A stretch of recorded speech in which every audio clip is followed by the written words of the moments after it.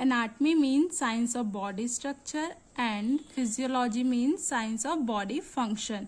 Anatomy किससे related है कि हमारी बॉडी कैसे बनी है, कैसे बिल्ड हुई है, एंड फिजियोलॉजी किससे रिलेटेड है कि हमारी जो बॉडी है वो कैसे फंक्शन करती है। There are 6 level of structural organisation of human body. जो ह्यूमन बॉडी का स्ट्रक्चरल ऑर्गेनाइजेशन है वो 6 लेवल्स में डिवाइडेड है। अब वो क्या है हम वो देखते हैं। फर्स्ट है chemical level. Smallest unit of human anatomy and physiology is atom.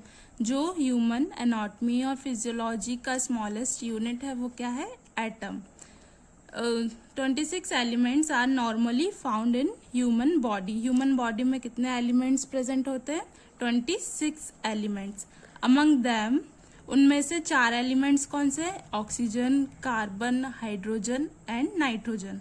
Oxygen कितना प्रेजेंट होता है, 65%। कार्बन कितना होता है, 18.5%। Hydrogen 9.5% and nitrogen 3.2%। Forms about 96% of body mass. ये जो 4 एलिमेंट्स हैं ये हमारे बॉडी का 96% बॉडी मास फॉर्म करते हैं, विच कॉल्ड मेजर एलिमेंट्स। और इन्हें हम क्या कहते हैं, major elements. 8 other called lesser elements. और जो 8 दूसरे एलिमेंट्स होते हैं उसे हम क्या कहते हैं, lesser elements. And remaining 14 called trace elements. और इनके अलावा 14 और भी एलिमेंट्स होते हैं जिसे हम क्या कहते हैं, trace elements. 2 and more atom join together and form molecule. जब 2 या 2 से ज्यादा एटम ज्वाइन होते हैं, एक साथ आते हैं, तो वो क्या फॉर्म करते हैं, मॉलिक्यूल। नेक्स्ट है cellular level. Many molecule combine together and form cell.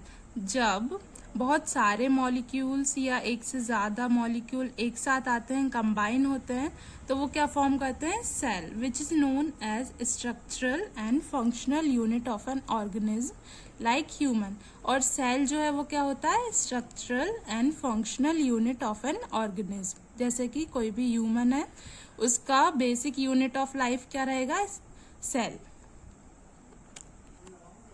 Next is tissue level. What is tissue? A tissue is a group of similar cell working together. Tissue का मतलब क्या होगा, जो सिमिलर सेल है वो एक साथ आकर एक साथ फंक्शन करते हैं, वर्क करते हैं, तो उसी को हम टिश्यू कहते हैं। इसका एग्जाम्पल हम क्या कह सकते हैं, जैसे कि मसल टिश्यू है जो कि मूवमेंट्स में हेल्प करता है। Group of similar cell work together to perform a particular function called tissue. जो भी सिमिलर सेल है वो एक साथ आएंगे, एक साथ वर्क परफॉर्म करेंगे, एक साथ फंक्शन करेंगे, तो उसी को हम क्या कहेंगे, tissue. Next is organ level. Organ level क्या होगा, organs are made when different tissue join together. जब जो टिश्यू है, जो डिफरेंट टिश्यूज एक साथ ज्वाइन टुगेदर होते हैं तो उससे क्या बनता है, organ. Next is system level. Union of related organ with in a common function called system. जो ऑर्गन्स है, डिफरेंट ऑर्गन्स है, इनका यूनियन मतलब ये एक साथ ज्वाइन होंगे, एक साथ फंक्शन करेंगे, तो इससे क्या बनेगा, एक सिस्टम बनेगा। Then next is whole body level. All part system work together and constitute whole body. जो हमने अभी तक सारे सिस्टम पढ़े हैं, जो सारे सिस्टम्स हैं वो एक साथ फंक्शन करेंगे, तो उससे क्या है, ह्यूमन की होल बॉडी बनेगी। Next is basic life process. Following 6 life process differentiate an organism from living to non living thing.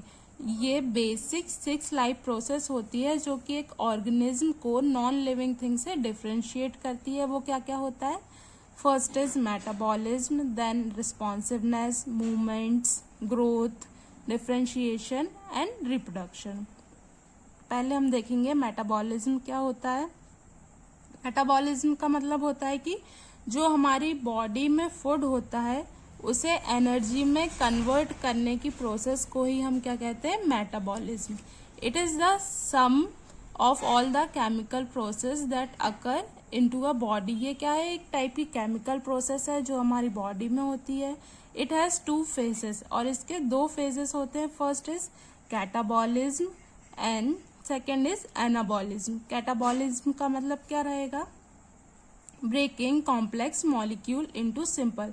Catabolism का मतलब क्या होता है, जो कॉम्प्लेक्स मॉलिक्यूल होते हैं उसे सिंपल फॉर्म में ब्रेक डाउन करना।